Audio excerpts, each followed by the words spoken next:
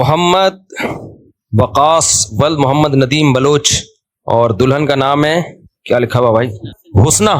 حسنہ بنت محمد یعقوب۔ ان کا وکیل کون ہے؟ حسنہ بنت محمد۔ آپ نے اجازت دی کہ میں حسنہ بنت محمد یعقوب کا نکاح مہر کیا لکھا ہوا ہے یار؟ مبلغ 30,000 روپے اور 3 تولہ سونا، 30,000 روپے اور 3 تولہ سونا، اس مہر میں آپ نے اجازت دی کہ میں حسنہ بنت محمد یعقوب کا نکاح محمد وقاص ول محمد ندیم بلوچ سے کروں، اجازت ہے؟ کون ہے بھائی؟ آپ ہیں؟ قبول ہے۔ ابھی کرنے تو دیں نکاح، بہت اسپیڈ ہے، ابھی میں نے نکاح کیا نہیں ہے، میں پوچھ رہا ہوں آپ ہیں؟ دیر سے شادی کے نقصانات دیکھ ہیں۔ تیسری شادی ہو رہی ہے آپ کی؟ 2 ہیں؟ بڑے خاندانی استاد۔ اچھا بھائی، سید محمد طلحہ ول سید راشد علی، اور دلہن کا نام ہے طیبہ بنت عبد القدیر، اور مہر کی رقم ہے 1 لاکھ روپے اور 50,000 معجل، 50,000 بعد میں۔ 1 لاکھ روپے مہر میں ان کے وکیل کون ہے؟ آپ نے اجازت دی کہ 1 لاکھ روپے مہر میں طیبہ بنت عبد القدیر کا نکاح سید محمد طلحہ ول سید راشد علی سے کروں، اجازت ہے جی؟ اللہ اکبر۔ پہلے تیسری شادی والے کا، آپ کا بعد میں، یہ زیادہ نیک آدمی ہے نا۔ الحمدللہ نحمده ونستعینه ونستغفره ونؤمن به ونتوکل علیہ ونعوذ باللہ من شرور انفسنا ومن سیئات اعمالنا، من يهده الله فلا مضل له ومن يضلله فلا هادی له، ونشهد ان لا الہ الا اللہ وحدہ لا شریک له، ونشهد ان سیدنا وحبیبنا وشفیعنا وسندنا محمدا عبده ورسوله صلی اللہ تعالی علیہ وعلى آلہ واصحابہ وبارک وسلم تسلیما کثیرا کثیرا، اما بعد فاعوذ باللہ من الشیطان الرجیم، بسم اللہ الرحمن الرحیم، یا ایھا الناس اتقوا ربکم الذی خلقکم من نفس واحدہ وخلق منها زوجها وبث منهما رجالا كثيرا ونساء واتقوا الله الذي تساءلون به والارحام ان الله كان عليكم رقيبا، وقال تعالى يا أيها الذين آمنوا اتقوا الله وقولوا قولا سديدا يصلح لكم أعمالكم ويغفر لكم ذنوبكم ومن يطع الله ورسوله فقد فاز فوزا عظيما، وقال النبي صلى الله عليه وسلم النكاح من سنتي، وقال فمن رغب عن سنتي فليس مني، وقال النبي صلى الله عليه وسلم تزوجوا الودود الولود فإني مباهي بكم الأمم، وقال النبي صلى الله عليه وسلم تزوجوا ولا تكونوا كرهبان النصارى۔ جناب سید محمد طلحہ و سید راشد علی، میں نے 1 لاکھ روپے مہر میں آپ کا نکاح طیبہ بنت عبد القدیر سے کیا، آپ نے اس نکاح کو قبول کیا؟ جی قبول کیا۔ جزاک اللہ، جزاک اللہ، آپ کو تیسری دفعہ شادی مبارک ہو۔ جناب محمد وقاص ول محمد ندیم بلوچ، میں نے 30,000 روپے مہر اور 3 تولہ سونا، اس مہر میں آپ کا نکاح حسنہ بنت محمد یعقوب سے کیا، آپ نے اس نکاح کو قبول کیا؟ جی قبول ہے۔ ماشاءاللہ، اللہ تعالیٰ مبارک کرے جی، دونوں نکاحوں میں اللہ برکت دے۔ الحمدللہ رب العالمین والعاقبۃ للمتقین والصلاۃ والسلام علی رسولہ الکریم وعلی آلہ وصحبہ اجمعین۔ اللہ ان دونوں نکاحوں کو اپنے دربار میں قبول فرما، ان نکاحوں میں اللہ دونوں جوڑوں کو اللہ تا دم حیات اس نکاح کی برکتیں نصیب فرما، تا دم حیات محبت کے ساتھ، الفت کے ساتھ اللہ زندگی گزارنے کی توفیق نصیب فرما۔ اس نکاح کو اللہ ان دونوں جوڑوں کے خاندانوں میں جوڑ کا ذریعہ بنا، خاندانوں میں الفت اور محبت کا ذریعہ بنا، برکتوں کا ذریعہ بنا، ہر طرح کے شر سے اور آفات سے اللہ ان کو محفوظ فرما، جس کی جو جائز مراد ہو اللہ اس کی مراد کو پورا فرما۔ ربنا آتنا فی الدنیا حسنۃ وفی الآخرۃ حسنۃ وقنا عذاب النار، صلی اللہ تعالی علی خیر خلقہ محمد وعلی آلہ وصحبہ اجمعین۔ اللہ دونوں کو بہت مبارک کرے بھائی۔ اجتماعی قربانی کرنے والے اکثر گائے کہ او بھائی بہت اہم مسئلہ، اس کا کلپ بنا کے ابھی نہیں چلائے تو قربانی کے جانور کی جگہ تم کو کھڑا کر دوں گا میں۔ دیکھو آج کل ایک بہت بڑی کوتاہی ہو رہی ہے، اجتماعی قربانیوں میں لوگ نوٹ کما رہے ہیں۔ اجتماعی قربانی میں آپ نوٹ نہیں کما سکتے، یہ بزنس کا جائز طریقہ نہیں ہے۔ جو جائز طریقہ ہے بزنس کا وہ بھی میں آپ کو بتا دوں، اگر نوٹ کمانے ہیں تو کیسے کرو پھر۔ ہو یہ رہا ہے مسجد والے، مدرسے والے یا کوئی انڈیویجولی یا کوئی ادارہ کیا کرتا ہے، وہ کہتا ہے بھائی ہمارے ہاں اجتماعی قربانی ہو رہی ہے، سب لوگ حصہ لیں، ایک حصہ فار ایگزامپل 15,000 روپے کا ہے، اب سب سے 15,000 روپے لے لیے، لاکھوں کروڑوں روپے جمع ہو گئے، جانور لے کر آئے، گوشت ڈیوائیڈ کیا، اب بچ گئے جی 10 لاکھ روپے، وہ 10 لاکھ پی گئے، یا وہ مدرسے کا پروفٹ سمجھ لیا کہ یہ مدرسے کا کیا ہے، پروفٹ ہے، تو یہ جائز نہیں ہے۔ وہ 10 لاکھ روپے آپ کو سب میں کو ڈیوائیڈ کرنے پڑیں گے، واپس کرنے پڑیں گے، وہ مدرسے کا پروفٹ، کیونکہ اگر آپ مدرسے کا وکیل بن کے اجتماعی قربانی کر رہے ہیں تو مدرسہ پروفٹ اگر رکھ رہا ہے تو اس کا مطلب مدرسہ بزنس کر رہا ہے. تو قانونی ادارہ بھی ایک شخص واحد شخص کی طرح ہوتا ہے جس کو شخص قانونی کہتے ہیں. سمجھ رہے ہیں کہ نہیں سمجھ رہے؟ ادارہ بھی کیا ہوتا ہے؟ ایک فرد کی طرح بزنس کرے گا. اس کے بھی بزنس کے جائز ہونے کے احکام وہی ہیں جو ایک فرد واحد کے ہیں. کوئی ادارہ سودی لین دین نہیں کر سکتا. مثال کے طور پر آپ نے کسی مدرسے کو 1 کروڑ روپے مدرسے سے 1 کروڑ روپے قرضہ لیا اور کہا کہ میں ہر سال 1 لاکھ روپے مدرسے کو اس پہ پروفٹ دوں گا مدرسے کو, لیکن یہ پروفٹ مدرسے کے لیے جائز نہیں ہے کیونکہ مدرسے سے سودی قرضہ لیا جا رہا ہے. تو ایسے ہی مدرسے کے ساتھ جب بزنس ہوگا تو بزنس کے احکام وہی ہیں جو جمشید کے ساتھ بزنس کے احکام ہیں. وہ کیا ہے وہ میں ابھی آ کے آپ کو بتاتا ہوں. سمجھ رہے کہ نہیں سمجھ رہے؟ تو اب کرنا یہ ہے کہ جب کسی مدرسے یا مسجد کی طرف سے اجتماعی قربانی ہو رہی ہے تو آپ نے یہ کرنا ہے کہ بھائی جتنے ایک حصہ ہم اتنے کا لے کر آئیں گے, جو پیسے بچ جائیں گے ہم آپ کو واپس کرنے کے پابند ہیں, اور اگر آپ اجازت دیں تو ہم مدرسے کے ڈبے میں ڈال دیں. یہ رسید پہ پہلے لکھوا لیں آپ. پھر اب جب وہ پیسے بچیں گے, اگر کوئی شخص کہتا ہے میں نے اجازت دی تھی آپ کو کہ یہ مدرسے میں ڈال دیں لیکن میں وہ اجازت کینسل کر رہا ہوں, مجھے پیسے واپس دو, تو آپ کو دینے پڑیں گے کیونکہ اس ایگریمنٹ کی کوئی شرعی حیثیت ہے نہیں. یہ بس ایک اخلاقی پابندی ہوگی کہ بھائی میں نے کہا تھا جو پیسے بچ جائیں تو مدرسے میں ڈال دینا, اس وقت میرا موڈ یہی تھا لیکن پیسے تو چونکہ میرے ہیں تو واپس دے دو مجھے, تو آپ کو واپس دینے پڑیں گے. عام طور پہ دیکھا یہ جا رہا ہے کہ مسجد والے مدرسے والے جو اس طرح کی قربانی کرتے ہیں وہ واپسی کا آپشن نہیں رکھتے, اور اگر رکھتے بھی, اگر وہ کہہ بھی دیتے ہیں کہ جو پیسہ بچے گا ہم مدرسے میں فنڈ میں کے طور پہ دے دیں گے, تو پھر یہ نہیں بتاتے کہ یہ لازمی شرط نہیں ہے. لازمی شرط لگا نہیں سکتے نا. یہ جس کا پیسہ ہے جب تک وہ آپ کو عین وقت پہ جب اس کا حق آئے گا تو اس وقت اگر وہ اجازت دیتا ہے تو ٹھیک ہے, نہیں دیتا تو اس کو حق ہے. دیکھو میں آپ سے کہتا ہوں کہ کل میں آپ کو صدقہ دوں گا 50 روپے, آپ سے وعدہ کر لیتا ہوں. کل آپ آئے کہ آپ نے کہا تھا 50 روپے دو, میں کہہ رہا ہوں یار میرا موڈ نہیں ہے, تو آپ زبردستی لے سکتے ہو؟ بھائی ایک وعدہ کیا تھا, ابھی میرا موڈ نہیں ہے. ہم یہ تو کہیں گے یار اب اخلاق کا تقاضا یہ کہ دے دو, لیکن کوئی شرعی پابندی اس پہ ہے نہیں. آپ کے پیسے بھائی میری ضرورت پڑ گئی ہے مجھے, اب اس وقت میں نے کہا تھا میرے پاس تھے, اب میرے پاس ہے نہیں. ہاں آنے جانے کا جو آپ کی ٹینشن ہوئی کرایہ میں دے دیتا ہوں, میرے وعدے کی بیس پہ آپ آئے تو نقصان نہیں ہونے دوں گا میں آپ کو. تو ایسے ہی خوب سمجھ لو کہ جب اجتماعی قربانی کی ہے تو اس پہ جو اضافی پروفٹ ہے آپ نے رسید پہ پہلے لکھوا لیا, لوگوں کو بتا دیا کہ جو پیسہ بچے گا ہم مدرسے کے ڈبے میں ڈال دیں گے. تو ٹھیک ہے, اچھا کام کیا آپ نے. لیکن جب یہ پیسہ بچے گا تو لوگوں میں سے ہر ایک کو یہ حق حاصل ہے کہ وہ یہ پیسہ واپس لے لے. وہ کہیں ہم نے کہا تھا کہ آپ مدرسے میں دے دیے گا لیکن اب ہمارا ارادہ بدل گیا, پیسے ہمارے ہیں تو آپ ہمیں واپس کر دیں. یہ لازمی شرط نہیں ہے. تو رسید میں اب اجتماعی قربانی میں آپ نے کیا لکھوانا ہے؟ بھائی ایک حصہ اتنے کا ہے, جو پیسے بچیں گے وہ کسی انڈیویجول کسی فرد کے ہرگز نہیں ہوں گے, وہ تو ویسے ہی حرام ہے, ناجائز ہے. بلکہ جو پیسے بچیں گے ہم مدرسے کو دیں گے, لیکن اگر آپ واپس لینا چاہیں تو آپ کے پاس یہ رائٹ ہے, آپ فلاں تاریخ کو ہمارا پورا حساب ہوگا, عید کے تیسرے یا چوتھے دن آ کے وہ رقم لے جائیں, تو رسید پہ آپ کو اس طرح سے چھپوانا پڑے گا, تب یہ کام حلال ہوگا, ادروائز یہ جائز نہیں ہے. سمجھ میں آ رہی ہے بات؟ اب آپ اگر اس کو پروفٹ کے طور پہ رکھنا چاہتے ہو کہ میں اجتماعی قربانی کروں اور نوٹ بھی چھاپوں, تو پھر آپ نے کیا کرنا ہے؟ پھر آپ نے یہ کرنا ہے, اچھا یہ ناجائز کیوں ہے؟ یہ جو پہلا طریقے میں بزنس ناجائز کیوں ہے؟ ناجائز اس لیے ہے کہ آپ جب اجتماعی قربانی کرتے ہو تو آپ لوگوں کے نمائندے ہوتے ہو ان کے لیے جانور خریدنے کے لیے. وکیل موکل سے کمیشن تو لے سکتا ہے بتا کے. دیکھو وکیل کی 2 قسمیں ہوتی ہیں.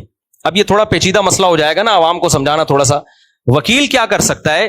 آپ نے مجھے کہا مفتی صاحب میرے لیے گائے خریدو, میں گائے خریدی آپ کے لیے, راستے میں پہنا دی کسی کو میں نے مہنگے داموں کر کے, کیا میں پروفٹ رکھ سکتا ہوں؟ وہ نہیں رکھ سکتا. بھائی آپ نے تو دوسرے کے رزق پہ خریدی ہے, اگر یہ گائے مر جاتی تو آپ کس سے پیسے لیتے؟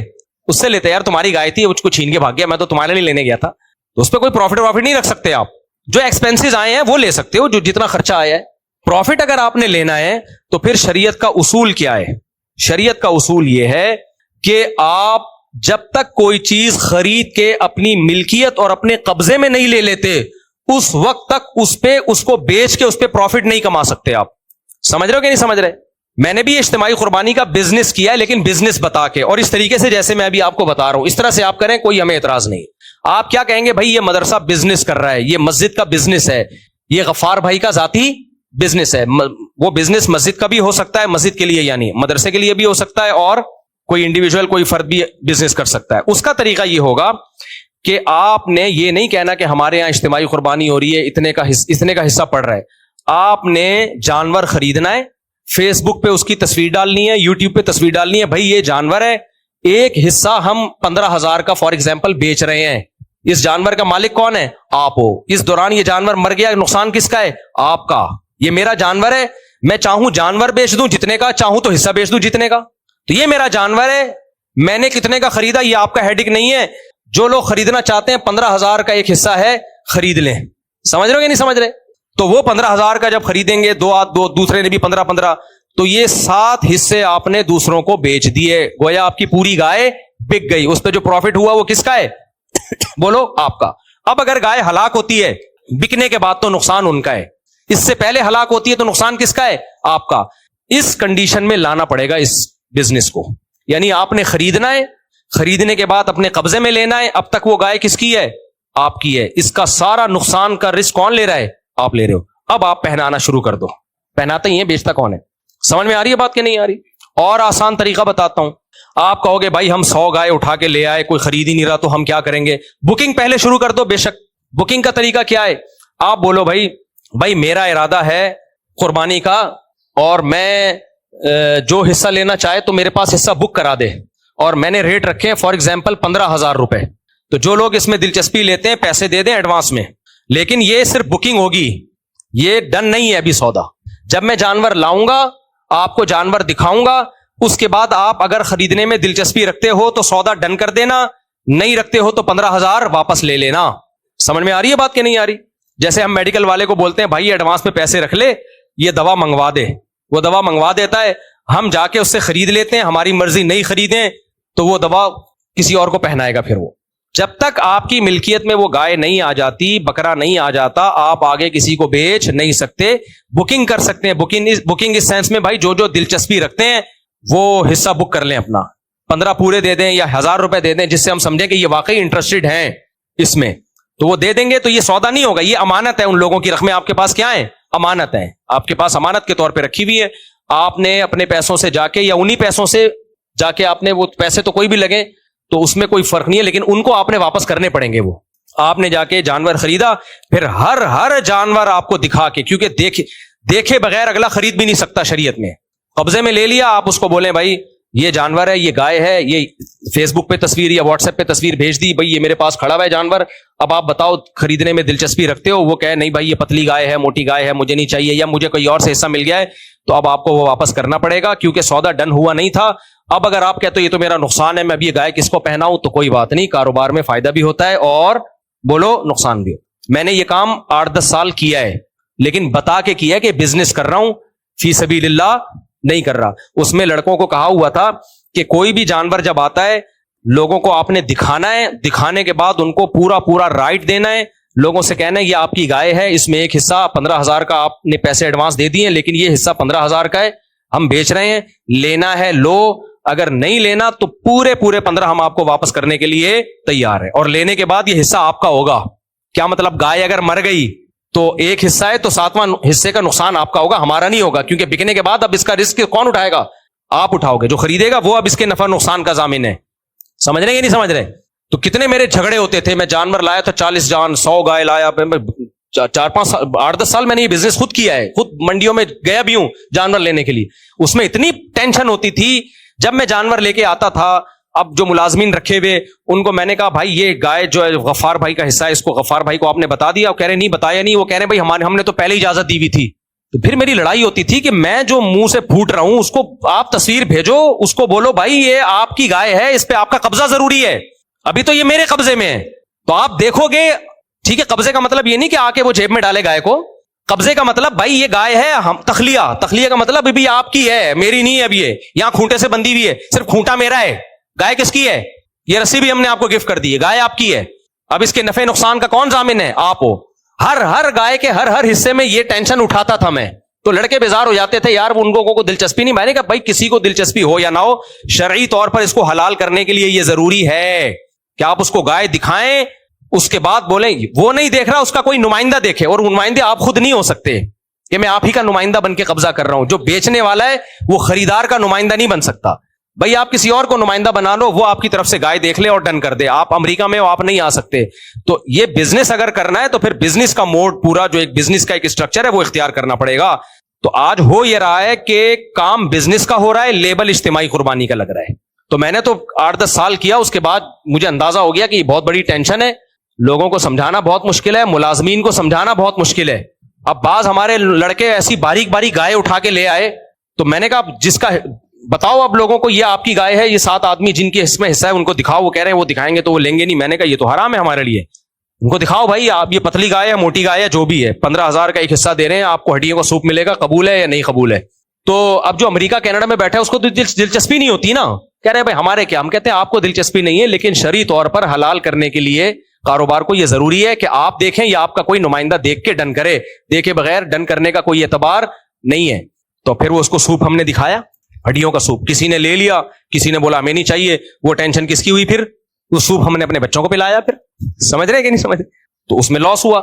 تو یہ جب پراپر وے میں کام ہوگا تو حلال ہے, پراپر وے میں نہیں ہوگا تو یہ حلال نہیں ہے. تو اجتماعی قربانی میں خلاصہ یہ نکلا کہ آپ پروفٹ نہیں کما سکتے, اور اگر بزنس کرنا ہے تو لیبل کیا لگنا چاہیے, بزنس. اس میں کسی قسم کا لوگوں کو دھوکا بولو نہ ہو. ایک مسجد کی انتظامیہ کچھ دن پہلے میرے پاس آئی اور کہنے لگی مفتی صاحب ہم جو ہے وہ اجتماعی قربانی کرتے ہیں اور بزنس بھی کریں گے, اس میں پروفٹ بھی رکھیں گے. میں نے کہا پروفٹ تو انویسٹمنٹ کے بغیر ہو نہیں سکتا, آپ کا اپنا کتنا پیسہ لگ رہا ہے اس میں, کہ ہمارا پیسہ تو نہیں لگ رہا ہے اس میں.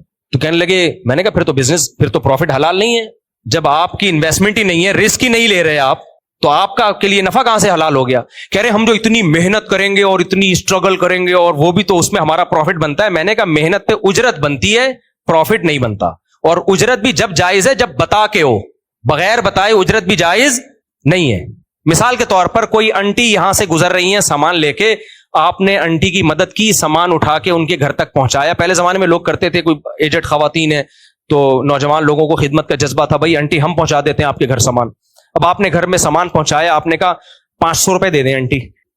وہ کہیں گے بھائی 500 روپے, کہنے مزدوری کے پیسے نہیں ہوتے کیا, ہوتے ہیں, لیکن پھر مزدور پہلے ایگریمنٹ کرتا ہے, پروفٹ تو پھر بھی نہیں ہے. تو آپ مسجد والے اسپیسیفک کمیشن لے سکتے ہیں کہ بھائی ہم 10 آدمی اجتماعی قربانی کا نظم سنبھالیں گے, ہمارے دن رات ایک ہو جائیں گے, گایوں کا گوبر بھی ہے اور یہ بھی ہے اور وہ بھی ہے, حصے بانٹنے بھی ہیں, تو فی گائے ہم اتنا کمیشن لیں گے. یہ پرچی پہ لکھ دیں, اندھیرے میں مت رکھو. لوگ سمجھ رہے ہوتے ہیں یہ فی سبیل اللہ ہماری خدمت ہو رہی ہے, حالانکہ وہ کمیشن بھی رکھ رہے ہوتے ہیں, پیسے بھی رکھ رہے ہوتے ہیں. تو یہ صحیح نہیں ہے. اگر انتظامیہ یا مدرسے کی انتظامیہ یہ کام کر رہی ہے اور اپنا کمیشن لے رہی ہے تو کمیشن کی مقدار بھی بتائیں کہ فی گائے ہم اتنا کمیشن لیں گے جس میں ہم آپ کو یہ سروس دیں گے, گائے بھی آپ کی ہوگی, پیسے بھی آپ کے ہوں گے, ہمارا کام ہے اس گائے کو کھڑا کرنا اور اس کا چارے کا خرچہ بھی آپ پہ ہوگا. ہمارا کام ہے اس گائے کو ماہر قصائی سے ذبح کروا کے گوشت آپ تک پہنچا دینا. یہ اس کام کے ہم کتنے روپے لیں گے, 500 روپے لیں گے, یہ بتا دیں پہلے, یا 1000 روپے لیں گے یا 1 کروڑ روپے لیں گے, مجھے اس سے کوئی غرض نہیں. اگر لوگ دینے پہ راضی ہیں تو کیا دے گا, کوئی نہیں, 1 کروڑ روپے, ایک مثال دے رہا ہوں. تو اس طریقے سے یہ کام کیا جائے. ادروائز جو اجتماعی قربانیوں میں پیسوں کا عنصر آ گیا ہے نا, نوٹ چھاپے جا رہے ہیں اور پیسہ کمائے جا رہا ہے, یہ حرام ہے, ناجائز ہے. سمجھتے ہو اس کو؟ جو بھی اجتماعی قربانی کر رہا ہے تو اس سے پوچھیں بھائی جو پیسے بچیں گے وہ کہاں جائیں گے, اور ہر چیز حساب کتاب ہونا چاہیے. الحمدللہ زیادہ تر مسجد مدارس میں تو پورا حساب ہوتا ہے, اتنے کی گائیاں پڑی ہیں, اتنا اس کا خرچہ ہے, قصائی کی اتنی اجرت نکلی ہے, وغیرہ وغیرہ, بچا کے یہ بچا ہے. تو وہ بچا ہوا حد تک تو ٹھیک ہوتا ہے, بچا ہوا گیا کہاں آگے کچھ پتہ نہیں ہوتا کہاں گیا وہ. تو وہ جو بچا ہوا ہے وہ لوگوں کو واپس کرنا پڑے گا. اور پھر اس کا نام, اگر بزنس کر رہے ہیں تو پھر اس کا نام اجتماعی قربانی نہ رکھیں, کیونکہ اجتماعی قربانی سے پہلا میسج یہی جاتا ہے کہ آپ لوگوں کی نمائندے بن کے ان کو ایک سہولت دے رہے ہیں, تو اس کو پھر بزنس ہی کریں. تو میں نے جب کیا تو بزنس ہی کیا تھا. ایک کمپنی کا نام تھا, میری کمپنی ہے, میں نام نہیں بتاؤں گا اس کا, تو باقاعدہ کمپنی کا نام استعمال کیا اس میں, اور پھر اس میں جو ہے وہ بتایا بھائی یہ حصہ برائے فروخت ہے, پرچی بھی یہ چھپوائی, حصہ کیا ہے, برائے فروخت ہے, تو اتنے کا حصہ ہم بیچیں گے. اور پھر اس میں جب میری گائے آتی تھی تو میں اپنے لڑکوں کے ذمہ لگایا ہوا تھا, ہر ایک کو فون کرو, گائے کی تصویر بھیجو, بولو اب آپ بتاؤ خرید رہے ہو کہ نہیں خرید رہے ہو حصہ. پورا ایک ایک چیز تجوید کے ساتھ کلیئر ہوتی تھی. جس نے کہہ دیا ہمیں خریدنا ہے تو ٹھیک ہے آپ کا حصہ ہے, جس نے کہا ہمیں نہیں خریدنا, لو بھائی یہ پیسے واپس لو اپنے. سمجھتے ہو؟ اس طریقے سے کرنا ہے. اور کوئی سوال؟ یہ کلپ بنا کے چلا دینا لازمی. امانتوں میں بہت حکم ہے بھائی. دیکھو نبی صلی اللہ علیہ وسلم کے پاس ایک سیکنڈ میرے بھائی, ایک صحابی آئے, مسلمان ہوئے, جس قوم سے تھے اس سے جنگ ہو رہی تھی, تو جنگ سے پہلے وہ آ کے مسلمان ہو گئے. ان کے پاس بکریوں کا پورا ریوڑ تھا, تو انہوں نے کہا میں اسلام لانے کے بعد کیا کروں؟ آپ نے کہا یہ ریوڑ میں جس کی بکریاں پہلے جا کے واپس کرو. حالانکہ جن سے لڑائی ہو رہی ہے ان کی بکریاں تھیں, وہ تو ان کا تو مال غنیمت ہے نا, لیکن بھائی مال غنیمت تو جنگ کے بعد ہوتا ہے نا. یہ بکریاں تو ان کی ہیں، ان کافروں کی ہیں جن سے تمہاری لڑائی، ان سے تمہارا ایگریمنٹ تھوڑی ہوا ہے کہ ان سے بکریاں لی اور اسلام لا کے ساری بکریاں ادھر لے آئے. یہ تو پھر غیر مسلم جائے سونا نکالے چوری کرے اور اسلام قبول کر کے سونا لے کے بھاگ جائے. تو نبی نے جو دشمن تھے لڑ رہے تھے ان کے بارے میں ان صحابی کو کہا کہ تم مسلمان تو ہو گئے ہو لیکن جس کی بکری ہے اس کے حوالے کرو، اس کے بعد ہمارے ساتھ میدان جنگ میں شامل ہو، پھر اسی قوم کے خلاف لڑو جن کی بکریاں تھیں. اتنی مالی معاملات میں اسلام نے ہم کو فیئر رہنے کا حکم دیا ہے. اور آج پتہ ہی نہیں چلتا کتنا پیسہ آ رہا ہے کہاں جا رہا ہے. ایسے بھی بعض محتمم زیادہ تر صحیح ہوتے ہیں الحمدللہ، لیکن مدارس کے بعض محتمم میں نے دیکھے ہیں، بعض لوگ وہ کیا کر رہے ہیں، مدرسے کے لیے گائے لینے گئے، اپنی نیت سے خریدی اور جیسے گائے خریدی 50,000 کی، ایک مثال دے رہا ہوں، اور مدرسے کو 55,000 کی بیچ دی. ابے یہ کیا ہو رہا ہے؟ آپ جب مدرسے کے وکیل بن کے جا رہے ہو تو آپ اپنے لیے خرید ہی نہیں سکتے بھائی. آپ جب خرید رہے ہو اپنے لیے تو وہ مدرسے کے لیے ہو، پھر وہی آپ مدرسے کو بیچ رہے ہو یعنی اپنے آپ کو بیچ رہے ہو. یہ ڈرامے بھی ہوتے ہیں بعض جگہ. نہیں آئی سمجھ میں بات. میں اس کی ایک مثال دیتا ہوں. غفار بھائی نے آپ کو 1 لاکھ روپے دیے اور بولا جا میرے لیے گائے لے کر آ. آپ نے 1 لاکھ کی گائے خریدی غفار بھائی کے لیے اور پھر دل میں یہ نیت کی کہ غفار بھائی تو یہاں ہے نہیں، میں غفار بھائی کا نمائندہ بھی ہوں اور میں خود ستار ہوں، تو میں ستار بن کے غفار کو یہ 1 لاکھ کی گائے 1,10,000 میں بیچتا ہوں. یہ جائز ہے کیا؟ نہیں جائز. سمجھ میں آ رہی ہے بات؟ دوبارہ سے جمشید نے بھیجا آپ کو، جا بھائی تو جا، میں تیرے سارے خرچے اٹھاتا ہوں، سب منڈی آنے جانے کا خرچہ میرے ذمے، بھلے تو خرچ کر لیکن ذمے کس کے ہے؟ میرے ہے. وہاں چائے بھی پینا کھانا بھی کھانا یہ سارے ایکسپینسز میرے ذمے ہے، بھلے اپنے پیسوں سے کھا لیکن ذمہ کس کا ہے؟ میرا ہے. اور تو میرے لیے گائے خرید. آپ گئے، آپ کا نام ہے وسیم، آپ نے وہاں جا کے 1 لاکھ کی گائے خریدی، خرچہ سارا کس کا ہو رہا ہے؟ ذمہ داری کون اٹھا رہا ہے؟ جمشید. پھر آپ نے کہا کہ یار یہ خریدی تو ہے، سارا خرچہ تو جمشید کے ذمہ، اگر یہ گائے مر جاتی تو نقصان بھی جمشید کا ہوتا، اور میں گیا بھی جمشید کی طرف سے، ساری دنیا کو پتا ہے میں جمشید کے لیے گائے خرید رہا ہوں، لیکن میں ہوں تو جمشید نہیں نا، میں ہوں وسیم. تو یہ گائے جو میں نے 1 لاکھ کی خریدی ہے تو میں نے وسیم جو میں سچی مچی کا ہوں وہ بن کے میں نے جمشید کو 1,10,000 میں بیچی. اور پھر آپ نے جا کے جمشید سے کہا کہ یہ گائے 1,10,000 کی ہے.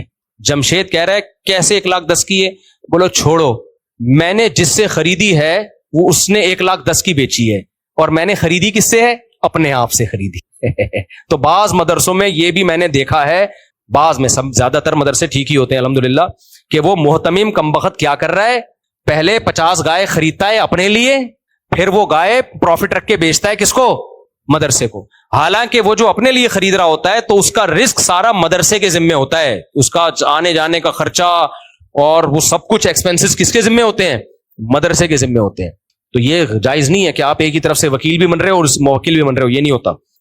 اس زمانے میں کوئی مالی معاملات میں ٹھیک ہو جائے نا بس وہ جنت میں جائے گا، مذاق نہیں. بہت گڑبڑے ہیں پیسوں میں. ٹرسٹ لوگ کیا کرتے ہیں، آپ نے ٹرسٹ بنا لیا بہترین قسم کا، غریبوں کو راشن بانٹوں گا، اور اپنی راشن کی دکان بھی کھول لی فوراً.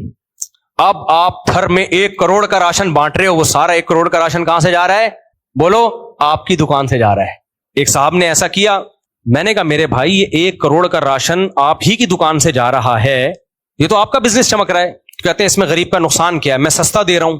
بات معقول ہے بھائی، اگر آپ سستا دے رہے ہیں تو آپ سے لیں، بے شک پھر آپ کا فائدہ ہو جائے تو کوئی غلط بات نہیں ہے. میں نے کہا آپ کہاں سے لے رہے ہو؟ جتنا سستا آپ ٹرسٹ کو بیچ رہے ہو اس سے زیادہ سستا آپ کہیں سے اٹھا رہے ہو، تو آپ اپنے ٹرسٹ کا مال ڈائریکٹ وہاں سے کیوں نہیں اٹھا لیتے؟ نہیں آئی میرا خیال ہے بھائی، آپ اپنے ٹرسٹ کا مال ڈائریکٹ وہاں سے اٹھاؤ جہاں سے آپ اپنے جنرل اسٹور کا مال اٹھا رہے ہو، اپنے گودام کا مال اٹھا رہے ہو. پھر آپ کے لیے حلال ہے. یہ پوری دنیا میں اتنا سستا کہیں اویلیبل ہی نہیں ہے، آپ کی دکان میں سب سے سستا، پھر آپ اٹھا لو بھائی، کوئی بات نہیں. غریب کو بھی فائدہ ہے سستے میں، ٹرسٹ کو بھی فائدہ ہے، آپ کو بھی فائدہ ہے. لیکن ہو ایسا نہیں رہا ہوتا، ہول سیلر کوئی اور ہے. تو آپ اتنا مال جب کروڑوں کا اٹھا رہے ہو تو اس ہول سیلر سے اٹھاؤ نا جو سب سے کم ریٹ لگائے. تو سب سے کم تو وہ لگا رہے جس سے آپ لے رہے ہو. کہتے ہیں اس تک ہماری رسائی نہیں ہے، تو تم نے مال وہاں سے کیسے اٹھا لیا اگر تمہاری رسائی نہیں ہے اس تک؟ یہ 2 نمبریاں ٹرسٹوں میں ہو رہی ہیں. نہیں آئی میرا خیال ہے بات. بالکل ایسی جیسے اسکول کا یونیفارم خریدو تو کہاں سے ملے گا؟ اسکول سے ہی ملے گا.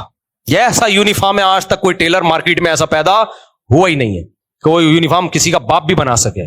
یہ سب غلط طریقے ہیں پیسہ کمانے کے، یہ دھندے چل رہے ہیں. اللہ بچائے یار. انسان کا بچہ بننا، خدا کی قسم ہمارے حضرت فرماتے تھے سب کچھ ملے گا مارکیٹ میں، انسان نہیں ملے گا. انسان کا ملنا بہت مشکل ہے. اور یہ حضرت نے پتہ ہے کب کہا تھا؟ جب حضرت چاہتے تھے اپنا نائب کسی کو بناؤں. میرے شیخ مفتی رشید احمد صاحب پہ ان پہ اشکالات ہو سکتے ہیں, ان کی رائے سے اختلاف ہو سکتا, ان کے تقوی پر آج تک کسی نے انگلی نہیں اٹھائی. بہت پرہیزگار تھے, بہت پرہیزگار تھے. جنہوں نے ان کے ساتھ وقت گزارا ان کو پتا ہے کیسے اللہ والے تھے. وہ کہتے تھے میں کس کو اپنا نائب بناؤں کہ میرے بعد میری گدی وہ سنبھالے. 8-10 سال انہوں نے کوشش کی. فرمایا ایسا ایسا میں نے آزمایا نا, لیکن انسان نظر نہیں آتا, جو ان کا ایک معیار تھا. پھر بنایا حضرت مفتی عبد الرحیم صاحب کو. مفتی عبد الرحیم جو میرے شیخ ہیں, تبھی میں کہتا ہوں مفتی عبد الرحیم صاحب پہ جب اعتراضات کیا کرو نا, تو جو دور ہے وہ تو اعتراض کرے گا ان کے اوپر. کوئی بوٹ پالیشیا کہے گا, کوئی سرکاری ملا کہے گا, کوئی کیا کہے گا, کوئی کیا کہے گا. میں نے بھائی 30 سال گزارے ہیں ان کے ساتھ, میں آپ کے ان باتوں سے متاثر نہیں ہوں گا. پاکستان میں جو بھی مخلص ہوگا, جذبات سے ہٹ کر بات کرے گا, گراؤنڈ ریئلٹی کو سامنے رکھ کے بات کرے گا, لوگ اس کو ایجنٹ ہی کہیں گے. اور جو جذباتی باتیں کرے گا, الٹی باتیں کرے گا, لوگ اس کو مانیں گے یہ ہے کیا مخلص, یہ مخلص ہے. اور پھر ظلم یہ کہ لوگوں نے مفتی تقی صاحب اور مفتی عبد الرحیم صاحب کو 2 الگ الگ پارٹیاں بنا کے پیش کیا ہے, یہ بھی ظلم ہے. حضرت مفتی تقی صاحب سے آج بھی حضرت مفتی عبد الرحیم صاحب کی ملاقاتیں ہوتی ہیں. کسی کی رائے کا اختلاف کسی چیز میں اگر ہو جائے تو یہ تھوڑی کہ 2 الگ ٹریک ہیں. لوگ تصویریں بنا رہے ہوتے ہیں, بتاؤ تم ان کا ساتھ دو گے, ان کا ساتھ. بھائی دونوں ہمارے بزرگ ہیں, دونوں ہمارے بڑے ہیں. کسی چیز میں اگر رائے کا اختلاف ہو جائے کہ ہم یہ سمجھتے ہیں کہ ایک الگ وفاق ہونا چاہیے, وہ سمجھتے ہیں نہیں ہونا چاہیے, تو یہ اختلافات تو ہمیشہ سے رہے امت میں. پاکستان بننے میں نہیں علماء دیوبند کا اختلاف تھا. حسین احمد مدنی کہتے تھے نہیں بننا چاہیے, مولانا اشرف علی تھانوی کہتے تھے بنانا فرض ہے. تو کیا 2 الگ الگ راہیں تھیں؟ بھائی رائے کا اختلاف تھا, لیکن دونوں کیا ہیں ہمارے بڑے ہیں. تو رائے کا اختلاف ایک الگ چیز ہوتی ہے کسی کی پالیسیوں پہ, لیکن یہ کہہ دینا کہ یہ فلاں کے ایجنٹ ہیں, یہ سرکاری پٹھو ہیں, یہ فوج کے وہ ہیں, یہ بہت غلط بات ہے. یہ آپ متاثر ہو گئے ان نعروں سے, ہم نہیں ہوتے متاثر. مفتی رشید احمد صاحب کہتے ہیں میں نے اتنا کسی کو آزمایا نہیں ہے جتنا مفتی عبد الرحیم کو میں نے آزمایا ہے. چیک کیا ہے کہ ان میں دنیا کی محبت, شہرت کی محبت تو نہیں ہے. اس آزمانے کے بعد صرف خلافت نہیں دی, نیابت دی ہے کہ میرے بعد میری گدی کون سنبھالے گا. اور مفتی عبد الرحیم صاحب نہ مفتی رشید احمد صاحب کے بیٹے ہیں, نہ پوتے ہیں, نہ داماد ہیں, کچھ بھی نہیں ہے.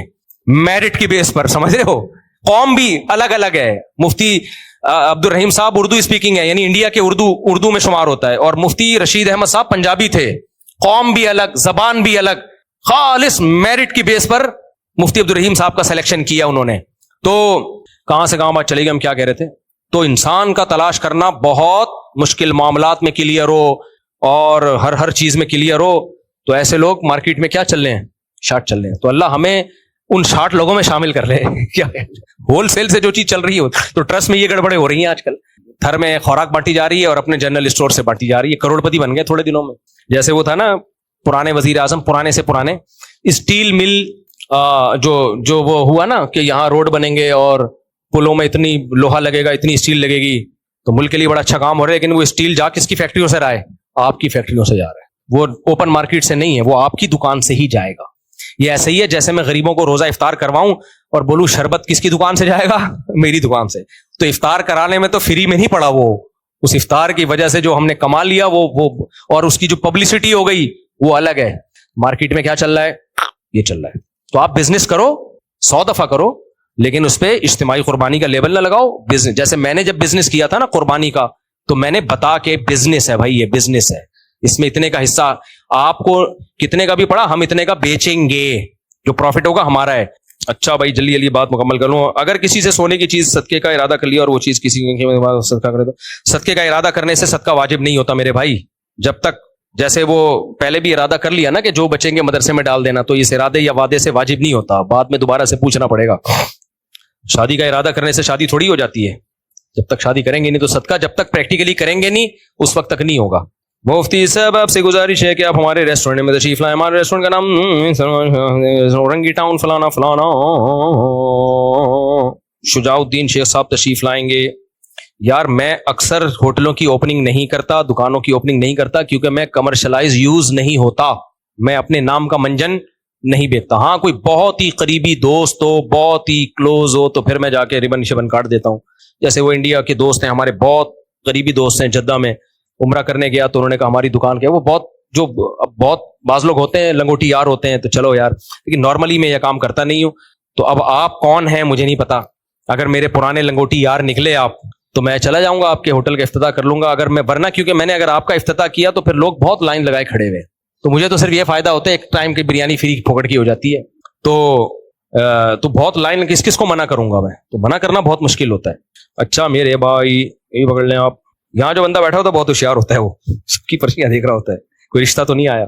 سوال یہ کہ جو لوگ علماء و طلباء سے بغض اور رد کرتے ہیں ان کی عبادات ان کو اللہ تعالیٰ سب وجہ سے, علماء کا اور صلحاء کا بغض جس کے سینے میں ہونا اس کے چہرے کی رونق اللہ چھینتے ہیں, اور موت اس کی اچھی نہیں ہوتی. یعنی موت اچھی نہ ہونے کا مطلب اچھے اعمال پہ اس کا خاتمہ نہیں ہوتا.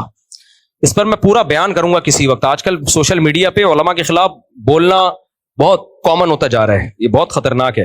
اہل حدیث عالم کا درس حدیث و درس قرآن اور سیرت کا درس سننا کیسا ہے؟ درس میں اگر وہ فروعی اختلافی باتیں نہیں کرتے, پازیٹیو باتیں کرتے ہیں, تو کسی کا بھی درس سنا جا سکتا ہے, اہل حدیث علماء کا بھی سنا جا سکتا ہے. اور اگر وہ درس کے دوران بھی بیچ میں رفع الیدین, امام حنیفہ اور ٹانگیں چوڑی اور یہی مسئلہ ہے, تو پھر نہ سنیں, کیونکہ یہ بیماری ایک دفعہ لگتی ہے فروعی اختلافی مسائل میں پڑھنے کی, موت تک نہیں چھوٹتی پھر یہ, سوائے اسٹریس اور ڈپریشن کے کچھ بھی حاصل نہیں ہوتا. تو اہل حدیث میں دونوں طرح کے ہیں, پازیٹیو باتیں کرنے والے بھی ہیں, نیگیٹو بھی. دیوبندیوں میں بھی ایسے ہی ہے, بعض دیوبندیوں سے بھی میں منع کرتا ہوں ان کو مت سنو, آپ سنو گے آپ کا دماغ بس اختلافی اور فضول پڈوں میں ہی لگا رہے گا. حضرت مفتی تقی صاحب کو سنو, خدا کی قسم مزہ نہ آئے پیسے واپس, ان کے اصلاحی بیان سنا کرو, اتنے ایسا پیارے بیان ہوتے ہیں, منہ سے لگتا ہے پھول جھڑ رہے ہیں. یہ ان چیزوں کی قوم کو ضرورت ہے. حکیم اختر صاحب کے سنا کرو, مفتی رشید احمد صاحب ہمارے, ان کے بیانات سنو, لیکن وہ تھوڑے سے ڈوز ہائی ہوتی ہے, وہ ایک لیول پہ آ کے انسان کو ہضم ہوتے ہیں. بالکل نیا آدمی جو دین پہ آ رہا ہو اس کے حساب سے وہ پاورفل انجیکشن ہوتا ہے.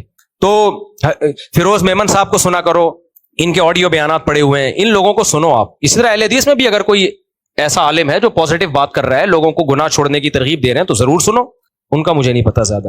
اچھا ماشاء اللہ, صحیح ٹھیک اچھی بات. مودی 10 سال پہلے ختم ہو گئی, 10 سال پہلے ہوئی تھی, اور 10 سال پہلے ہی ختم ہو گئی, تو شروع کب ہوئی تھی؟ 8 مہینے. بس یہ آخری سوال ہے بھائی, تھک گیا ہوں میں. وہاں سے کوئی سوال پوچھ رہا تھا, پوچھیں, میں نے بٹھایا ہو کافی دیر سے. 1 منٹ بیٹا, ان کو جلدی اسپیڈ وہ کلیئر کر دیا نا میں نے, اجتماعی قربانی. ہاں اگر اجتماعی قربانی میں بزنس نہیں ہے, پروفٹ نہیں ہے, پھر ٹھیک ہے. بزنس کے اندر پھر ٹھیک ہے, نمبر لگا کے وہ قرآن اندازی کر لیں, لیکن وہ حرف آخر نہیں ہوگی. پھر لوگوں کو بتائیں یہ بکرا یا یہ گائے ہم آپ کو بیچ رہے ہیں, قبول ہے یا نہیں ہے قبول, تو وہ وہی پروسیس سے گزرنا پڑے گا اگر بزنس ہے تو. بچہ کیا پوچھ رہا ہے, کہتے ہیں کیا بریلوی امام کے پیچھے نماز پڑھ سکتے ہیں؟ بچے تو سے ابھی سے اتنا چھوٹا سا بچہ ہے اور تو دیوبندی بریلوی میں پھنس گیا. ابے نہیں یار, کلیئر کرنا چاہتے ہیں بات دیوبندی بریلوی اہل حدیث کی نہیں ہے. اگر کسی کا عقیدہ شرکیہ ہے, وہ نبی صلی اللہ علیہ وسلم کو ہر جگہ حاضر ناظر سمجھتا ہے, مختار کل سمجھتا ہے, وہ سمجھتا ہے آپ کے پاس ہر چیز کا علم ہے, یعنی عالم الغیب ہیں آپ صلی اللہ علیہ وسلم بغیر کسی تعویل کے, تو چاہے وہ دیوبندی ہو, چاہے وہ اہل حدیث ہو, چاہے وہ بریلوی ہو, اس کے پیچھے نماز نہیں ہوتی. اور اگر شرکیہ عقیدہ نہیں ہے تو پھر چاہے دیوبندی ہو, بریلوی ہو, اہل حدیث ہو, سب کی نماز ایک دوسرے کے پیچھے ہو جاتی ہے. اب یہ فیصلہ آپ نے خود کرنا ہے کہ یہ شرکیہ ہے یا نہیں ہے. بریلویوں میں ہر طرح کے لوگ ہیں, معتدل بھی ہیں اور غالی بھی ہیں, جیسے دیوبندیوں میں بھی ہیں, اہل حدیث میں بھی ہیں, ہر قوم میں ہر طرح کے لوگ ہیں. تو ہونا یہ چاہیے کہ تینوں طبقے میں جو معتدل لوگ ہیں ان کو اپریشیٹ کرنا چاہیے. بھائی پھر آپ خود فیصلہ کرو, یہ مسجد کا امام متشدد ہے, معتدل ہے. میں نے تو ایک اصول اور ضابطہ بیان کر دیا, ٹھیک ہے نا.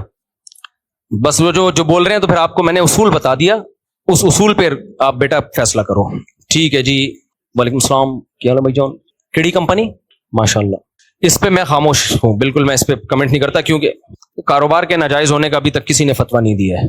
بائیکاٹ کوئی غیرت اور حمیت کا تقاضا ہے, لیکن اس کا یہ مطلب کسی نے بھی نہیں کہا کہ کوئی پیپسی پیے گا تو حرام چیز پی رہا ہے. وہ غیرت اور حمیت کی بیس پہ بائیکاٹ ایک الگ چیز ہے, حلال و حرام ہونا وہ بالکل ایک الگ چیز ہے. تو حلال و حرام کے لیے تو دلیل ہونی چاہیے نا. تو ایسا نہیں ہے کہ پیپسی کمپنی میں کوئی جاب کر رہا ہے, یہ پیپسی ڈیلیور کر رہا ہے, اس کو آمدن حرام ہو جائے گی. تو بائیکاٹ کرنا بالکل ایک ڈفرینٹ چیز ہے. پھر بائیکاٹ کس چیز کا کریں, کس چیز کا نہیں کریں, یہ بھی ایک بڑا لمبا چوڑا ٹاپک ہے. تو جب تک میرے سامنے اس پوری ڈیٹیل نہیں ہوگی, میں اس بارے میں خاموشی اختیار کی. البتہ جو اجتماعی ٹاسک ہوتے ہیں نا قوم کے, اس میں خام خامے 1.5 کی الگ مسجد نہیں قائم کرنی چاہیے. پوری قوم اگر ایک چیز کا بائیکاٹ کر رہی ہے تو خام خامے 1.5 کی الگ مسجد قائم مت کرو بھائی, تم بھی اس بائیکاٹ میں شریک ہو جاؤ. باقی فتویٰ اگر لینا چاہتے ہیں تو فتویٰ میں نہیں دوں گا, اس میں بہت سارے سوالات ہیں, کیونکہ پھر آئی فون بھی انہی کا ہے, گاڑیاں بھی انہی کی ہیں. ایک برگر میں اتنا نہیں ہوتا جتنا آپ ان کی لینڈ کروزر خرید کے لے آتے ہو. پھر آگے پھر فتوے میں تو بڑے پیچیدیاں ہیں بھائی. فتویٰ ہم نہیں دیتے کسی کے بارے میں. اخلاقی طور پر کوئی بائیکاٹ کرے, اس کی غیرت اور حمیت کا تقاضا ہے. قوم ایک کام کر رہی ہے تو آپ 1.5 کی الگ مسجد قائم مت کریں, بس اتنی بات ہے. جی پوچھ لیں پہلے. ہاں تو وہ دیکھنے نہ آئے, کیونکہ آپ ان کے وکیل ہیں, آپ بیچ تھوڑی رہے ہیں. وہ ٹھیک ہے کہہ رہے ہیں رشتے دار میری گائے میں حصہ ڈالتے ہیں دیکھنے نہیں آتے, تو ٹھیک ہے نہ دیکھیں, آپ کا بزنس نہیں ہے نا وہ. بزنس جب ہوگا تو پھر گائے دکھا کے حصہ فروخت کرنا پڑے گا. یہ بزنس تھوڑی ہے, یہ تو رشتے دار کہتے ہیں گائے لے آؤ ایک حصہ میرا, تو ٹھیک ہے, اس میں کوئی پروفٹ تھوڑی ہے آپ کا. جی جی جی جی جی ان کو مائک دینا بھائی.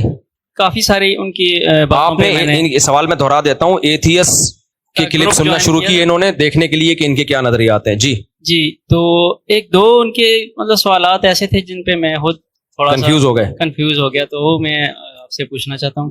ایک تو وہ پوچھتے ہیں کہ کہتے ہیں کہ آپ کہتے ہیں اللہ پاک کی ذات موجود ہے, تو دنیا میں مطلب اتنا ظلم اتنی زیادتیاں کیوں لوگوں کے ساتھ ہو رہی ہیں؟ اگر اللہ پاک ہو تو وہ روکتا کیوں نہیں ہے؟ کیونکہ آپ کہتے ہیں کہ اللہ پاک جو ہے, میں سوال سمجھ گیا, اگلا 70 ماؤں سے زیادہ پیار کرتا ہے, جی جی, تو وہ ایک انسان کو مطلب ظلم زیادتی سے ہوتے ہوئے کیوں نہیں روکتا؟ جی. اور دوسرا کوشچن یہ ہے کہ وہ کہتے ہیں کہ آپ کا یہ کہنا ہے کہ اللہ پاک جو ہے وہ ایک نور ہے, تو نور مطلب کام کیسے کرتا ہے, کیسے حکم دیتا ہے, کیسے چیز بناتا ہے؟ تو اس کا لاجیکل کوئی کوشچن جواب. بھائی نے 2 سوال کیے ہیں, کہہ رہے ہیں میں نے ایتھیس کو سننا شروع کیا تو 2 سوال. نمبر 1 اللہ اگر موجود ہے, دوسرے سوال کا پہلے جواب دے دیتا ہوں کہ وہ نور ہے, تو نور کام کیسے کرتا ہے؟ اللہ کو ہم جو نور کہتے ہیں تو وہ نور سے یہ نور مراد نہیں ہوتا. ظاہر ہے وہ مادہ نہیں ہے, کائنات سے الگ ایک ذات ہے, ایک طاقت ہے جس نے اس کائنات کو بنایا, تو ہماری عقل سے ماورا ہے وہ, تو وہ اسباب کا محتاج نہیں ہے کچھ کرنے میں. اس نے ہمیں اسباب میں جوڑ دیا, فزکس کے قوانین میں اس کائنات کو جوڑ دیا اس نے, وہ تھوڑی کسی قانون کا پابند ہے. تو اس پر اللہ کو انسانوں پر قیاس کرنا کہ انسان کو بولنے کے لیے زبان چاہیے, چلنے کے لیے پاؤں چاہیے, کام کرنے کے لیے ہاتھ چاہیے, تو اگر ہم یہ کہیں کہ اللہ تعالیٰ کوئی جسم ہے اور اللہ کو بھی یہ سب کرنے کے لیے اعضاء چاہیے, تو پھر اللہ تھوڑی, وہ تو مخلوق ہو گیا نا. تو اللہ کا خالق کا تو مطلب یہی ہے کہ وہ انسانی عقل سے ماورا ہے. تو آپ ایتھیس سے سوال یہ کیا کریں کہ اللہ تعالیٰ نور ہے اور آپ کہتے وہ نور کام کیسے کرتا ہے, یہ بات آپ کی سمجھ میں نہیں آ رہی. لیکن اس کائنات کو آپ مان رہے ہو کہ یہ مادہ ہے, تو یہ خود بخود کیسے پیدا ہو گئی؟ ہمیں مادے کے بارے میں پتا ہے کہ خود بخود نہیں ہو سکتا, جو نور ہے اس کے تھوڑی ہم جانتے ہیں کہ وہ کیسے ہے. تو یہ سوال ان پہ گھما دیا کریں آپ. یہ کائنات میں موور کے بغیر موومنٹ نہیں ہو سکتی, چینجر کے بغیر چینجنگ نہیں ہو سکتی, تو کریٹر کے بغیر کریشن سے کیسے گزر گئی ہے؟ خود بخود کیسے اس نے اپنے آپ کو بنا لیا؟ ام خلقوا من غیر شیء ام هم الخالقون.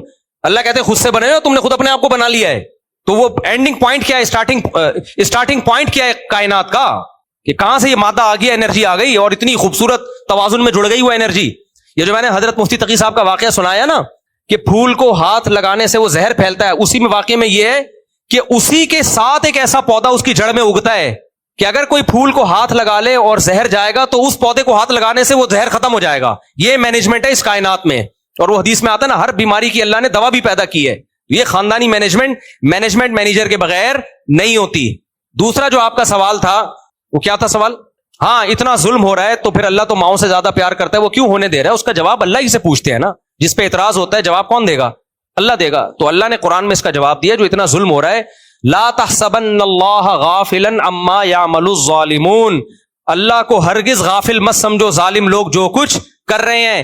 انما یؤخرهم لیوم تشخص فیہ الابصار, اللہ نے ایک دن تک کے لیے ان کو مہلت دی ہوئی ہے, جس دن آنکھیں پھٹی کی پھٹی رہ جائیں گی, جس دن ظالموں سے ایسا حساب ہونے والا ہے. چونکہ اللہ نے اس دنیا کو دار الامتحان بنایا ہے, ایگزامینیشن ہال میں جو ہو رہا ہے ہونے دیا جاتا ہے, رزلٹ بعد میں اناؤنس ہوتا ہے, اس کے بعد فیصلہ ہوتا ہے کون پاس ہوا کون فیل ہوا. مظلوموں کو اللہ اجر دے گا اور ظالموں کو اللہ سزا دے گا. اور اللہ کہتے ہیں میں نے صرف یہ بتایا نہیں ہے, کر کے دکھایا بھی ہے, بہت سی ظالم قوموں کو تباہ کیا بھی ہے. ابھی تو آپ تصویر کا ایک رخ دیکھ رہے ہیں, انجام تھوڑی ہم نے دیکھا ہے.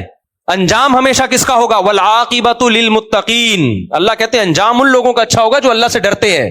تو اس حالت کو دیکھ کے کبھی بھی, یہ تو ایگزامینیشن ہال ہے. اب سوچو اگر دنیا میں فوراً انصاف ہوتا, کہیں کوئی ظلم ہی نہ ہوتا, تو شر ہوتا ہی نہیں. تو شر نہ ہوتا تو خیر کا پتہ چلتا. قرآن نے خود اس اشکال کا جواب دیا ہے, فَأَلْهَمَهَا فُجُورَهَا وَتَقْوَاهَا. اللہ کہتے ہیں یہ جو پوری کائنات کا نظام ہے نا, یہ پازیٹیو اور نیگیٹو پہ چل رہا ہے. الیکٹران پہ نیگیٹو چارج ہوتا ہے, پروٹون پہ پازیٹیو. اگر الیکٹران پہ نیگیٹو نہ ہوتا تو ہمیں پتہ چلتا کہ پروٹون پہ پازیٹیو ہوتا ہے. نہیں آ رہی بات؟ اگر پروٹون پہ پازیٹیو نہ ہوتا تو پتہ چلتا کہ الیکٹران پہ کیا ہوتا ہے, نیگیٹو. نہیں پتہ چلتا ہمیں. اگر مرد نہ ہوتا تو عورت کا عورت ہونا پتہ چلتا ہے بھائی. اگر عورت نہ ہوتی تو مرد کا مرد ہونا پتہ چلتا. یہ کمپیئر ہے نا. عورت سے پتہ چلتا ہے مرد مرد ہوتا ہے, اس میں مردانگی ہے, اس کی آواز, اس کی بہادری. عورت سے کمپیئر کیا جاتا ہے آدمی کو سے کمپیئر کیا جاتا ہے کس کو؟ عورت کو. تو پوری کائنات کا نظام ہے جوڑوں پر، پیئرنگ پر. جھوٹ نہ ہوتا تو سچ کا نہیں پتا چلتا، سچ نہ ہوتا تو جھوٹ کا نہیں پتا چلتا، کنجوس نہ ہوتے سخاوت کا نہیں پتا چلتا، سخاوت نہ ہوتی کنجوسوں کا نہیں پتا چلتا. سارے ایک ہی جیسے ہوتے تو ہم کہتے ہیں کہ کنجوس ہیں دنیا میں یا سخی ہیں، سارے ایک ہی جیسے ہیں تو سخی کا کیا؟ اب ہم دیکھتے ہیں کچھ لوگ ایسے ہیں جو گھی کا ڈبہ لایا، الماری سے روٹی لگا لگا کے کھا رہے ہیں کہ بھئی اسی سے خوشبو آ جائے گی، اور کچھ ایسے ہیں گھی کا ڈبہ لایا 4 دن میں ڈبہ ختم، ڈبہ بھی کھلا دیا بچوں کو. تو جب تک شر نہ ہو خیر کا پتہ نہیں چلتا. تو اللہ نے دنیا میں شر بھی پیدا کیا ہے، ظلم بھی پیدا کیا، عدل بھی پیدا کیا، اور بتا دیا کہ وَهَدَيْنَاهُ النَّجْدَيْنِ، ہم نے انسان کو 2 راستے دکھا دیے ہیں، ظلم کا بھی اور عدل کا بھی. اگر دنیا میں ظلم نہ ہوتا تو عادل کی تعریف نہ ہوتی. لوگ یہ نہیں کہتے یہ نیک حاکم ہے، ظالم بھی آئیں گے، عادل بھی آئیں گے، مظلوم بھی ہوں گے، ظالم بھی ہوں گے، سخی بھی ہوں گے، اور کنجوس بھی ہوں گے، جھوٹے بھی ہوں گے، سچے بھی ہوں گے، بے وفا بھی ہوں گے، وفادار بھی ہوں گے. یہ اشکال صرف ظلم پہ نہیں ہوتا، یہ بے وفا لوگوں پہ بھی ہوتا ہے. اللہ نے بے وفا کیوں پیدا کر دیے؟ اللہ نے کنجوس کیوں پیدا کر دیے؟ اللہ نے بدصورت کیوں میں جب افریقہ گیا ہوں نا، میں نے ایسے لوگ دیکھے اندھیرے میں نظر ہی نہیں آتے، اور ڈیٹیں لگ رہی ہیں.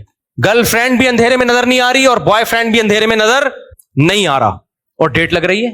ابے کیا کس طرح ڈیٹ لگا رہے ہو؟ نظر تو کچھ آ نہیں رہا ہے. تو ہماری گاڑی کی ہیڈ لائٹ جب ان پہ پڑی ہے تو پتا چلا ڈیٹنگ پوائنٹ ہے یہ. ان کو جا کے ہمیں اندازہ ہوا ہم گورے ہیں بھائی، ورنہ ہم گوروں کو دیکھ دیکھ کے احساس کمتری میں کا شکار ہوتے تھے کہ گورے تو وہ ہیں. اللہ اگر ان افریقہ والوں کو پیدا نہ کرتا تو ہمیں اندازہ نہ ہوتا کہ اللہ نے ہمیں فیئر کلر دیا ہے. اگر وہ اور ان کو ہمیں دیکھ کے اندازہ ہوتا ہے کہ ہم گورے نہیں ہیں. ٹھیک ہے، ہم گورے نہیں ہیں. ان کو اللہ نے کوئی اور کوالٹی دے دی، رنگ صاف نہیں دیا، کوئی اور کوالٹی دے دی. تو پوری دنیا کا نظام اسی کمپٹیشن پہ چل رہا ہے. تو یہ خدا کی حکمت ہے. اس لیے اللہ کہتے ہیں دنیا میں ظلم بھی ہوگا، بڑے بڑے خطر. اس سے پہلے بھی فرعون نے کتنے ہزاروں بچوں کو، معصوم بچوں کو ذبح کر دیا بھائی. پھر اللہ نے موسیٰ پیدا کیا. تو ظلم بھی ہے، عدل بھی ہے. موسیٰ جبھی تو پیدا ہوں گے جب فرعون بھی تو ہو. فرعون نہ ہوتے تو موسیٰ کلیم اللہ آتے اور اللہ کو موسیٰ سے محبت ہوتی. شرک نہ ہوتا عرب میں تو توحید پھیلانے کے لیے محمد صلی اللہ علیہ وسلم آتے دنیا میں؟ نہ آتے بھائی. اللہ کہتے ہیں سارے ہی نیک چل رہے ہیں، پیغمبروں کی ضرورت ہی نہیں ہے. تو جہاں برے لوگ ہیں وہاں پیغمبر بھی ہیں، جہاں ظلم ہے وہاں عدل بھی ہے. تو یہ تو خدا کے ہونے کی دلیل ہے کہ اس کائنات کو اس نے حکمت سے چلایا ہے. سارے ایک جیسے ہوتے ہیں، کوئی پروگرام نہ زندگی میں رنگینیاں ہوتی، نہ غریب ہوتا ہے تو مالدار بھی ہوتا ہے، مالدار کو دیکھ کے غریب صبر کرتا ہے، مالدار شکر کرتا ہے. تو یہ سارا سیٹ اپ ایک ہی ساتھ چلے گا. قیامت کے دن جا کے یہ تقسیم بالکل ڈیفرنٹ ہو جائے گی. چلیں بھائی کافی ہو گیا. اللہ عمل کی توفیق.